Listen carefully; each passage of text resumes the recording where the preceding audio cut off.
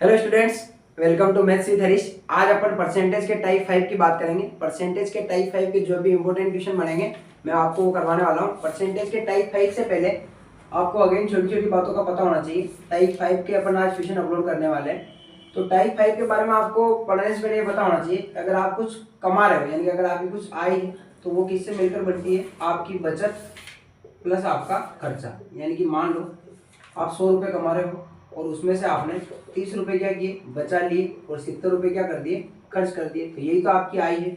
यानी कि कोई भी आदमी आय कमाता है कुछ भी तो वो क्या करता है, एक तो उसकी बचत करता है और क्या करता है, खर्चा करता है। तो यहाँ से एक फॉर्मूला निकल के आता है कि आय बराबर क्या होती है, बचत प्लस खर्चा।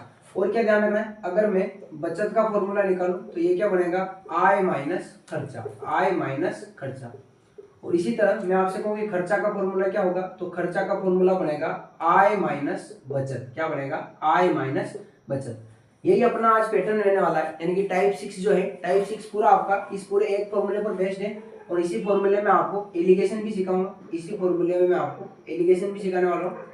तो पहले क्वेश्चन की बात करें, पहला क्वेश्चन अपन करने वाले हैं। तो पहला क्वेश्चन देखेंगे सभी।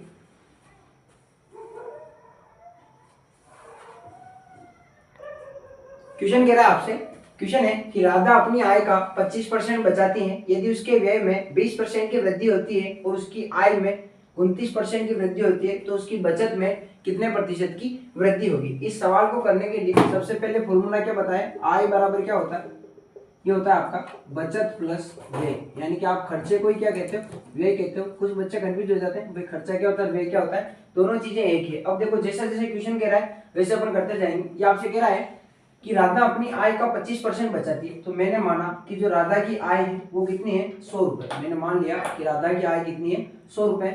ये कह रहा है कि 25% बचाती है तो वो बचत कितने करती है, 25% की। तो 100 का 25% जब आप निकालोगे तो कितना आएगा, 25 रुपए आएगा। अब देखो क्या है कि अगर आप 100 रुपए कमाते हो और उसमें से 25 बचा लेते हो, आप 100 रुपए कमाते हो उसमें से आपने कितने बचा लिए, 25 रुपए बचा लिए। तो क्या आप मुझे बता सकते हो क्या कि आपने खर्चा कितना कर दिया, क्या 75 रुपए आप खर्च कर चुके हो क्या। भाई 100 रुपए आपने कमाए हैं, 100 रुपए में से 25 रुपए आपने बचा लिए, तो आपने खर्चा कितने का किया, 75 रुपए का आपने खर्चा कर दिया। अब क्या करना है कि ये आपने तीनों चीजें निकालनी है, आय हो गई, बचत हो गई, खर्चा हो गया। ये अपन ले लेते हैं पुराना वाला है, यानी ये सारा कौन सा है, पुराना वाला है। अब अपन नया निकालेंगे, जैसा जैसा सवाल कहता जा रहा है वैसे अपन करते जाएंगे। ये क्या कह रहा है कि यदि उसके व्यय में 20% की वृद्धि कर दी जाए। अभी मैंने कहा था आपको कि जो खर्चा होता है उसी को आप क्या कहते हो, व्यय कहते हो। यानी कि आपका जो खर्चा होता है वही क्या है, आपका व्यय है। जैसा जैसा क्वेश्चन रहेगा वैसे करते चलेंगे। ये कह रहा है कि 20% की वृद्धि होती है, किसमें होती है, उसके व्यय में। तो मैं एक बात सुनो कि उसका पुराना व्यय कितना है, उसका पुराना जो व्यय है वो है आपका 75 रुपए। कितना है, 75 रुपए। इसमें 20% की वृद्धि करनी है। कुछ बच्चे यहाँ कंफ्यूज हो जाते हैं। देखो आगे क्या कह रहा है, उसकी आय में 29% की वृद्धि होती है। अगर वो पहले 100 रुपए कमा रही थी तो 100 का 29% की वृद्धि करनी है, तो क्या उसकी जो नई आय होगी वो कितनी होगी, 129 रुपए। कितनी होगी, 129 रुपए। जिन बच्चों को समझ नहीं आ रहा है क्या करना है, वीडियो को वापस देखना। भैया आपसे कह रहा है कि उसकी आय में 29% की वृद्धि होती है। अपन ने पहले माना था कि उसकी आय 100 रुपए है, 29% की वृद्धि हुई तो उसकी आय हो गई 129 रुपए। अभी आपसे कह रहा था कि उसके व्यय में, यानी कि व्यय को बढ़ाना या घटाना पड़ेगा। ये कह रहा है उसके व्यय में 20% की वृद्धि होती है, तो उसका जो पुराना व्यय है, पुराना व्यय उसका हो गया 75 रुपए। कितना है, 75 रुपए। अब इन्हीं 75 रुपए को 20% बढ़ाना है। ये सवाल में कह रहा है उसके व्यय में 20% की वृद्धि होती है, तो 75 का 20% निकालोगे, 0 से 0 घटा आएगा 75 इंटू 1/5। बढ़ाना है तो ऊपर वाले में ऐड कर दो, क्या आएगा 6/5। इसको मैं काटूंगा, ये इससे कटेगा 15 बार, 15 इंटू 6 कितना होगा, 90 रुपए। अब कुछ बच्चों को ये चीज समझ नहीं आएगी, उसका रीजन ये है कि क्वेश्चन को ध्यान से पढ़ना है। ये कह रहा है उसके व्यय में, अब देखो व्यय कितना है उसका, 75 रुपए का। अब इस 75 रुपए को 20% बढ़ाना है, इस 75 रुपए को 20% बढ़ाना है तो कितना आएगा, 90 रुपए। तो उसका जो नया वाला व्यय है, नया वाला जो उसका व्यय है वो कितना आया, 90 रुपए आया। अब देखो क्या करना है कि भाई आपने पहले कमाए थे 100 रुपए, उसमें से 25 रुपए बचा लिए, 75 रुपए खर्च कर लिए। नई जो आपकी इनकम है वो है 129 रुपए, उसमें से आपने 129 में से 90 रुपए खर्च कर दिए। तो आपकी जो बचत है, यहां से जो आपकी बचत निकल के आएगी, क्या 39 रुपए आएगी, क्या कितनी आएगी, 39 रुपीज आपकी बचत आएगी। अब देखो ये क्या कह रहा है, आपकी जो पुरानी बचत है, पुरानी बचत कितनी है, पुरानी बचत आपकी है 25 रुपए। पुरानी बचत आपकी है 25 रुपए। नई बचत कितनी हो गई आपकी, आपकी जो नई बचत हो गई, नई बचत हो गई आपकी 39 रुपीज यानी कि 39 रुपए। अब देखो डिफरेंस कितने का आया, पहले की आय की बचत कितनी 25 रुपए, डिफरेंस के लिए क्या करेंगे 39 माइनस 25 और परसेंट में पूछा है इसका गुणा करेंगे 100 का गुणा करेंगे। ये आपका आ रहा है 14, 14/25 इंटू 100 काटेंगे 25 से कम 25, 25 चौक 100 यानी कि 14 इंटू 4 कितना बनेगा 56% बनेगा। कितना बनेगा 56% यानी कि ऑप्शन नंबर बी आपका करेक्ट हो जाएगा। ये अपना क्वेश्चन करने का पैटर्न रहेगा और सारे सवालों में अपन यही पैटर्न फॉलो करेंगे। वो क्या करेगा आगे बचत को बढ़ाएगा, भाई खर्चा बढ़ा सकता है, आय को बढ़ा सकता है, पर परिवर्तन इन तीनों में ही करेगा। अगर एक बार आप इन तीनों को निकालना सीख गए तो सवाल कोई सा भी देते हो आपको कोई भी दिक्कत नहीं आएगी। क्वेश्चन नंबर 2 के देखेंगे सभी, क्वेश्चन नंबर 2 देखेंगे। क्वेश्चन नंबर 2 थोड़ा अलग है। क्वेश्चन नंबर 2 कह रहा है एक वस्तु की कीमत में 28% की वृद्धि होती है, हालांकि इस पर खर्च में 12% की वृद्धि होती है, इसकी खपत में कितने प्रतिशत की वृद्धि या कमी होगी। अब यहाँ से आपको एक चीज ध्यान रखनी है कि आप कोई भी खर्चा होता है आपका, कोई खर्चा कैसे होता है जब किसी वस्तु का कीमत होता है और आप उसका क्या करते हो उपभोग करते हो।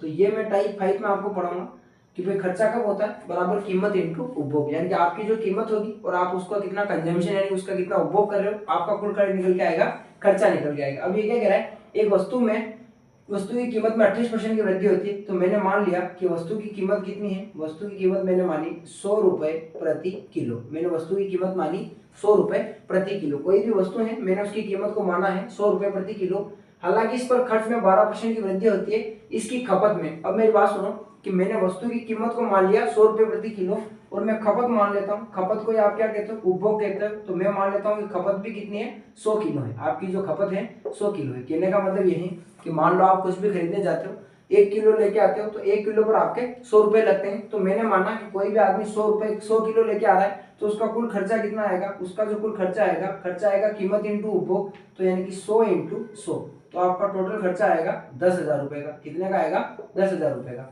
जिनको नहीं समझ आ रहा है ध्यान से सुनना। मान लो 100 रुपए किलो शक्कर है, मैंने मान लिया कि शक्कर की बात कर रहा है, जो शक्कर की कीमत है 100 रुपए किलो है और मैं 100 किलो शक्कर लेके आता हूँ तो मेरे कितने का खर्चा होगा 10,000 रुपए का खर्चा होगा। अब आगे क्या कह रहा है, ये कह रहा है एक वस्तु की कीमत में 28% की वृद्धि हो जाए। मेरे पास में वस्तु की कीमत पहले 100 रुपए थी, इसकी जो नई कीमत आई, नई कीमत इसकी हो गई 128 रुपए प्रति किलो। 128 रुपए प्रति किलो ये नई खपत हो गई, ये आप कीमत हो गई। ये कह रहा है कि इसके खर्चे में 12% की वृद्धि होती है। अब मेरे पास में इसका टोटल खर्चा कितना था 10,000, तो 10,000 रुपए में 12% की आपको क्या करनी है वृद्धि करनी है, 12% की वृद्धि करनी है। तो 12/100, 4 के पाले से काटेंगे 4 तिया 12, 25 चौक 100, अब वृद्धि करनी ऊपर वाले को जोड़ देंगे तो ये आया 10,000 इंटू 25 और 3 कितना होगा 28/100, क्या आएगा 28/25, 28/25। या आप ऐसा कर सकते हो, क्या कर सकते हो कि भाई मान लो ये जो 10,000 है ये है आपके 100% की वैल्यू,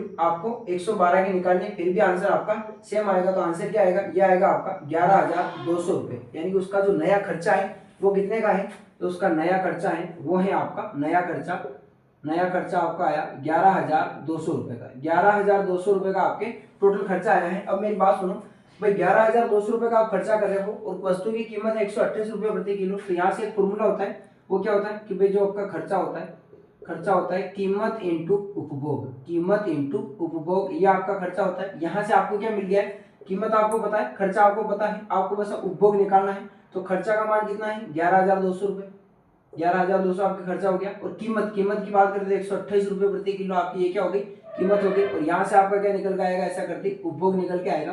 तो मैं मान लेता हूँ कि जो उपभोग है वो हो गया आपका 11,200/128। अब इसको आप 4 के पहाड़े से काटोगे, 4 के पहाड़े से आप इसको सोल्व करोगे तो 4 तिया 12, 4 दूनी 8, इसको काटूंगा 4 दूनी 8 और 8 चौक 32, तो ये क्या आया 2800 आपका आया। वापस 4 के पहाड़े से काटेंगे, 4 8 32 और 4 7 28, यानी कि 700/8, क्या आया 700/8। अब इसमें भाग देता हूँ 700 में 8 का, तो ये आएगा 8 8 64 और भाग दिया 6 बचा, 0 उतरा, 8 6 48, 8 7 56, यानी कि 56 आया, 4 बचा, पॉइंट लगा 0, तो 8 5 40। तो इसका मान क्या आया 87.5, क्या आया 87.5 kg आपका क्या आया है उपभोग आया है।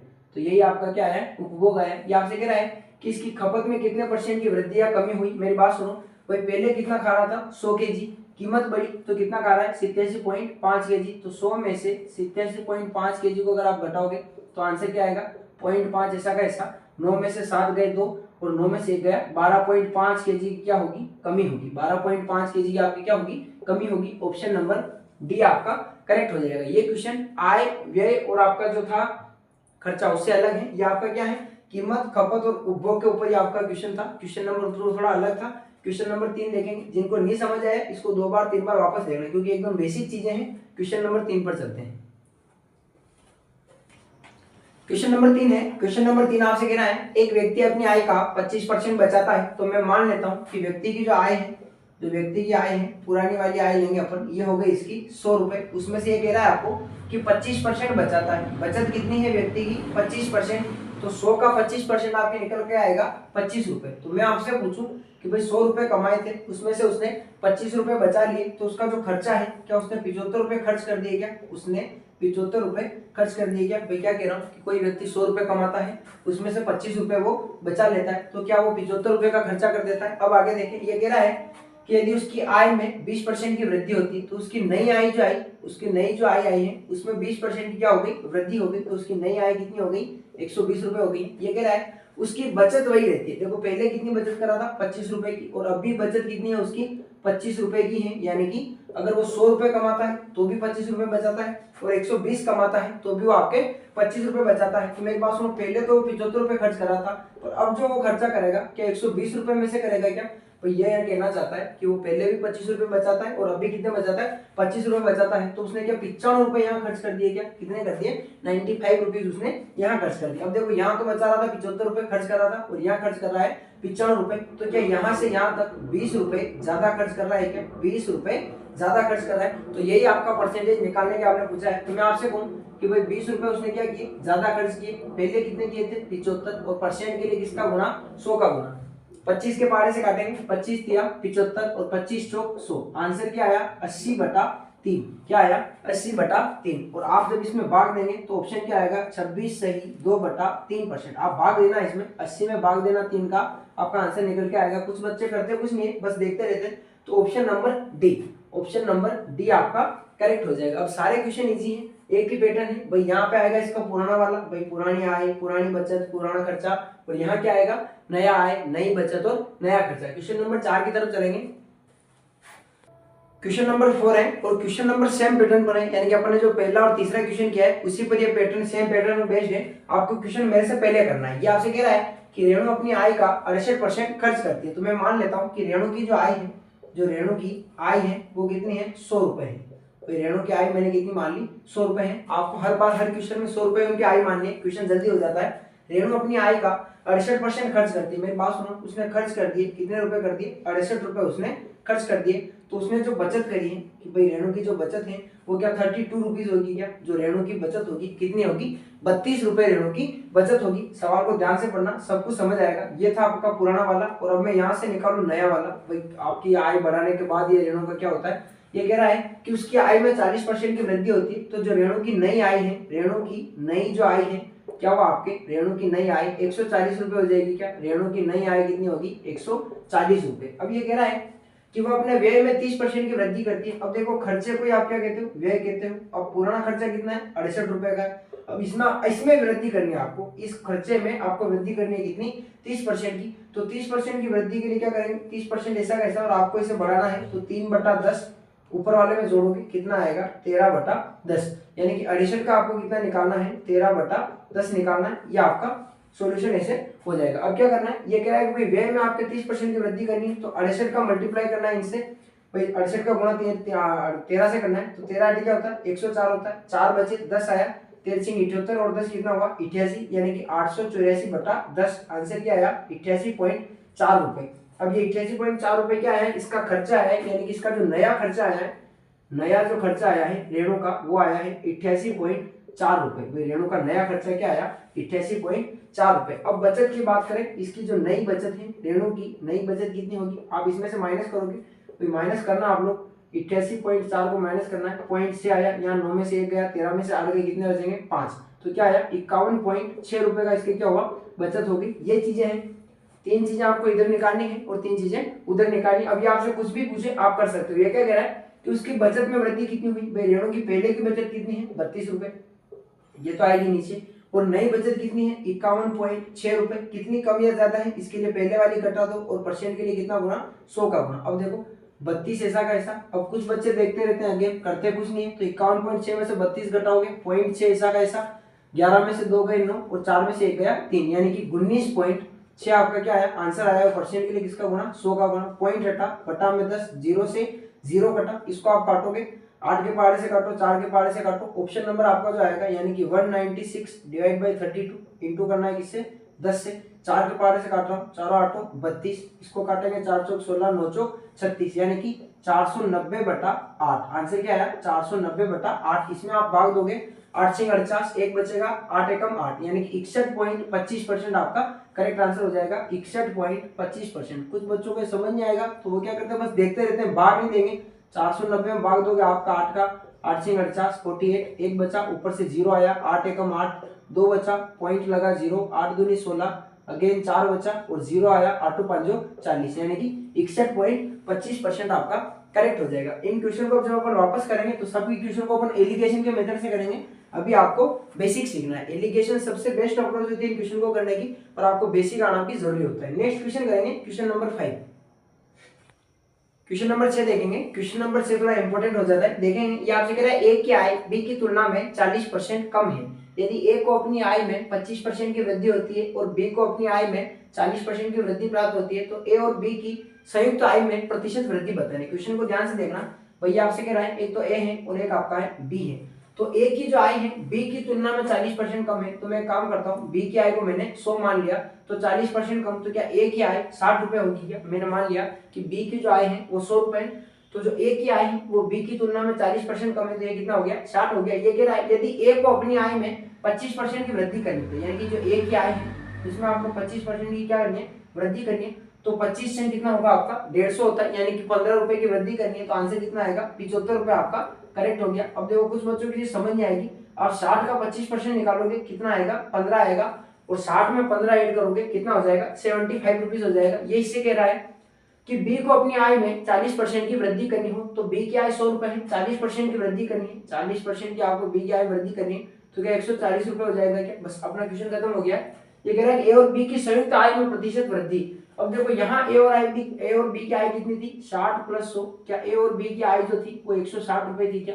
और अब आय कितनी होगी 75 और 140, यानी कि उसके बाद आय कितनी होगी वृद्धि के बाद 75 प्लस 140 ऐड करेंगे, 5 ऐसा का ऐसा, 7 और 4 11 का 1 और 2, यानी कि 215 रुपए। अब देखो 160 कैसे आया भाई, बी की आय 100 रुपए, ए की आय 60 रुपए, दोनों का टोटल 160 हो गया। अब अपन ने प्रतिशत वृद्धि करी, ए की आय में तो करी अपन ने 25% की और बी की आय में अपन ने करी 40% की वृद्धि, तो ऐसा करते ही इन दोनों का टोटल कितना आया 215 रुपए। अब ये यही पूछ रहा है कि इनकी संयुक्त आय में प्रतिशत वृद्धि बताओ, तो मुझे ये बताओ कि भाई पहले की आय कितनी थी 160 रुपए, ये रही, बड़ी कितनी 40 और 15, क्या 55 रुपए बड़ी क्या? और परसेंट के लिए किसका गुना 100 का गुना, 0 से 0 कटा, आंसर क्या आया 550 बटा 16, 550 बटा 16। अब भाग देंगे भाई, कुछ बच्चों को भाग देना नहीं आता है। देखिए 550 में भाग देना है 16 का, 16 दिया 48, यानी कि 48, कितना बचा 7, ऊपर से कौन आया 0, 16 दिया 48, 16 चौक 64, कितनी बार गया 64 गया। अब क्वेश्चन में कितना बचा 6 पॉइंट लगा आपका 0, 16 दूनी 32, 16 दिया 48, अगेन 3 आया 48 आया, कितना बचा 12। इसने क्या कहा 1 दशमलव तो बताना है आपको, तो 34.3, यानी कि अपने का गलती की 16 चौक 64, 6 आया ऊपर से 0, 16 8 है ना, 8 बच रहा है 16 से, यानी कि 34.68। तो ऑप्शन यहाँ पर 3 करना आपको, 34.68 आपका करेक्ट हो जाएगा, या फिर 34.38 आपका करेक्ट हो जाएगा। भाग वापस देना, आपका आंसर यहाँ पर करेक्ट आएगा। ठीक है, तो 34.38 आपका एकदम करेक्ट हो जाएगा। क्वेश्चन नंबर 7 की बात करेंगे। क्वेश्चन नंबर 7 है। क्वेश्चन नंबर 7 की बात करेंगे। ये कह रहा है राघव अपनी आय का 80% खर्च करता है, तो मैं मान लेता हूँ कि राघव की जो आय है वो हो गई 100 रुपए। राघव की आय मैंने कितनी मानी 100 रुपए, राघव की आय मानी है। ये कह रहा है कि 80% खर्च कर देता है, तो खर्च कितना किया उसने 80 रुपए खर्च किए, तो क्या वो 20 रुपए बचा लेगा यहाँ से, कितने बचा लेगा 20 रुपए। तो राघव की बचत कितनी हो गई 20 रुपए हो गई। ये अपना हो गया इसका सारा पुराना वाला मैटर, यानी कि पहले जो थी कंडीशन वो बता दी अपने। ये कह रहा है उसकी आय में 12% की वृद्धि हो जाती है, तो 100 में 12% की वृद्धि करनी है, तो 100 में 12% की वृद्धि, तो जो नया आय होगा उसका क्या 112 रुपए होगा क्या? कितना होगा 112 रुपए। ये कह रहा है उसकी नई आय में 12% की वृद्धि होती है और उसके व्यय में 17.5% की वृद्धि होती है। अब मेरी बात सुनो कि पहले का व्यय कितना था उसका 80 रुपए था, पहले का व्यय कितना था 80 रुपए था, और इसी 80 रुपए में कितनी वृद्धि करनी है 17.5 की वृद्धि करनी है। तो क्या करेंगे अपन इंटू 17.5 बटा में कौन आएगा 100, एक पॉइंट हटा, बटा में कौन आया 0।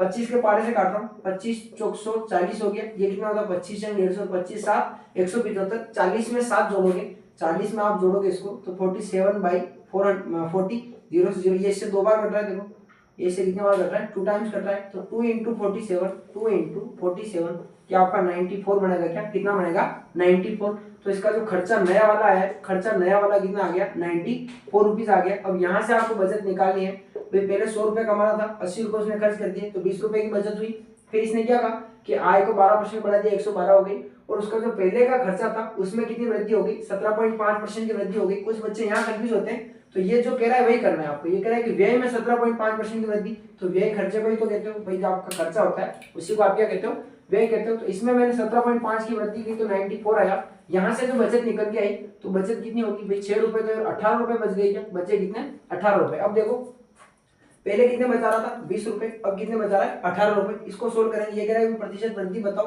तो वृद्धि या कमी दोनों होना चाहिए यहाँ पे। 20 रुपए यहाँ खर्च किए 94.6 यानी कि 18 रुपए इसने बचाए हैं। अब देखो इसको कैसे सोल्व करेंगे, उसकी जो पुरानी बचत है, पुरानी बचत कितनी है इसकी 20 रुपए, नई बचत कितनी है 18 रुपए, क्या 2 रुपए की कमी है क्या, और परसेंट के लिए किसका गुणा 100 का गुणा, 20 5 क्या होगा 100 होगा, तो 10% की क्या होती है उसके कमी हो जाती है, यानी कि उसकी जो बचत है उसमें 10% की क्या हो जाती है कमी हो जाती है। इसने एक पूछा उसकी बचत में प्रतिशत वृद्धि या कमी बताओ, प्रतिशत वृद्धि या कमी बताओ, तो कमी कितने की आई 10% की उसकी बचत में कमी आई है। क्वेश्चन नंबर 8 पर चलेंगे, उससे पहले ये अगर आपको नहीं समझ आ रहा है तो पहले ही क्वेश्चन से आपको देखना है, सारी चीजें आपको समझ आ जाएंगी। केवल क्वेश्चन नंबर 2 थोड़ा अलग है, बाकी चीजें सेम है। क्वेश्चन नंबर 8 देखेंगे,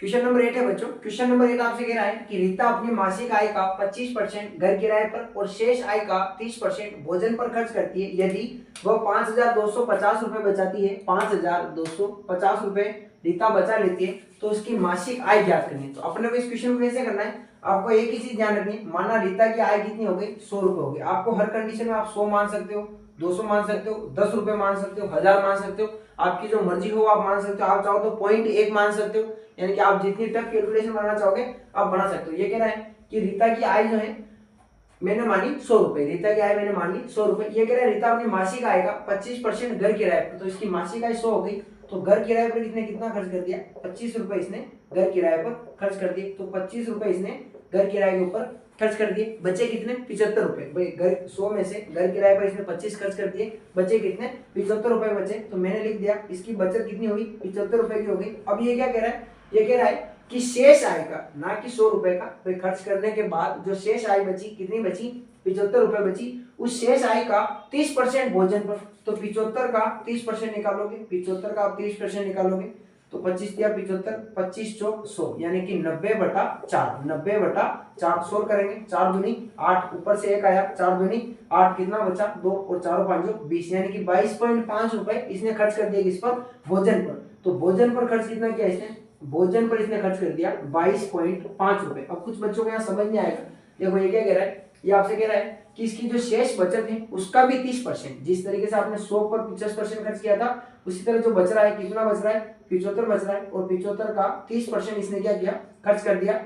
0 से 0 कटा, 5 दूनी 10 और 15 5 75, आंसर क्या आया 45/2 यानी कि 22.5 रुपए। कितना आया 22.5 रुपए। ये कहाँ खर्च किया इसने भोजन पर, तो भोजन पर इसने कितना खर्च कर दिया है, भोजन पर इसने खर्च कर दिया 22.5 रुपए। अब देखो खर्चा कहाँ हो गया 25 रुपए ये खर्च हो गए, 22.5 रुपए ये खर्च हो गए, यानी कि टोटल खर्चा जो है इसका, कुल खर्चा जो है इसका, कुल खर्चा हो गया आपका 25 रुपए प्लस 22.5 रुपए, इनको ऐड करोगे आप तो 0.5 ऐसा कैसा 5 और 2 7, क्या 47.5 रुपए इसने खर्च कर दिए, कितने कर दिए 47.5 रुपए। अब देखो टोटल आय कितनी थी इसकी, आय जो थी रीता की वो थी आपने मानी थी 100 रुपए, रीता की आय थी 100 रुपए। खर्चा कितने का हो गया, खर्चा हो गया आपका इसका 47.5 रुपए का।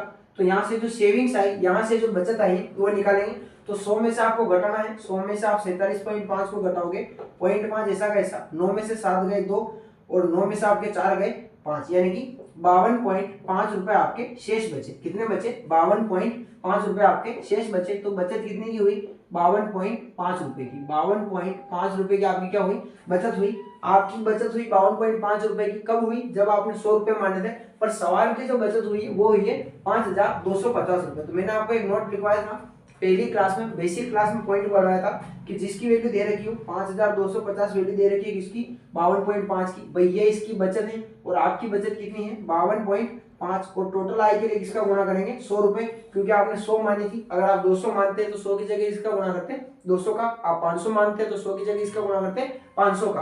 पॉइंट हटा तो ऊपर एक जीरो और आ गया, ये इससे कटा एक बार, तो 10 इंटू 1000, क्या आपका 10,000 बनेगा, क्या कितना बनेगा 10,000 रुपए आपकी आय होगी किसकी, रीता की। क्वेश्चन को वापस देखना, अच्छा क्वेश्चन है और समझने जैसे क्वेश्चन है, तो ऑप्शन नंबर सी आपका करेक्ट हो जाएगा। सारे क्वेश्चन इजी हैं, आपको ज्यादा लोड नहीं लेना है इनमें। पहला क्वेश्चन अच्छे से समझो, बाकी सारे क्वेश्चन आपको समझ आ जाएंगे। क्वेश्चन नंबर 9 की तरफ चलेंगे। क्वेश्चन नंबर 9 है, बहुत ही ज्यादा इजी क्वेश्चन है, आपको उलझना नहीं है इसमें। देखिए क्या कह रहा है कि राम अपनी आय का 14% बचत करता है, जबकि श्याम अपनी आय का 22% बचत करता है। यदि दोनों समान वेतन पाते हैं, तो मैं मान लेता हूँ कि राम और श्याम दोनों का वेतन है, ये भी 100 रुपए मिल रहा है इसको भी, और इसको भी कितने मिल रहे हैं 100 रुपए मिल रहे हैं। ये क्या हो गया, इनकी आय होगी। अब ये आपसे कह रहा है कि राम अपनी आय का 14% बचाता है, तो राम की बचत कितनी है 14% है, राम की बचत हो गई 14% हो गई। और शाम की जो बचत दे रखी है इसने, ये दे रखी है 22% हो गई। शाम की बचत कितनी हो गई 22% हो गई। सवाल खत्म हो गया है, ज्यादा आगे नहीं जाना है, ज्यादा सोचना भी नहीं। सवाल को देखो क्या कह रहा है कि शाम अपने वेतन पाते हैं और शाम 1540 रुपए की बचत करता है। मेरे पास में शाम की बचत कितनी है 22% है, मैं शाम की बचत आपकी कितनी है 22% है, और सवाल की कितनी है 1540 है। ये क्या कह रहा है, तो राम की बचत बताओ, और राम की बचत के लिए किसका गुणा 14 का गुणा। कुछ बच्चे फालतू में उलझते रहते हैं, सवाल को अगर वो ध्यान से पढ़े तो सारी चीजें एक जैसी नहीं होती है। 11 के पारे से काटूंगा, 11 दूनी 22, ये कटेगा 11 कम 11, 11 चौक 44, ये इससे कटा कितनी बार 70 बार, तो 14 इंटू 70 कितना होगा 14 7 91, यानी कि 980 रुपए। ऑप्शन नंबर बी आपका करेक्ट हो जाएगा। तो इजी क्वेश्चन था, ये अपना पार्ट फर्स्ट था, टाइप 6 का अपने पार्ट फर्स्ट किया है। इससे आगे के जो 12 से 15 क्वेश्चन और हैं अपन अगले टाइप में देखेंगे। Thank you.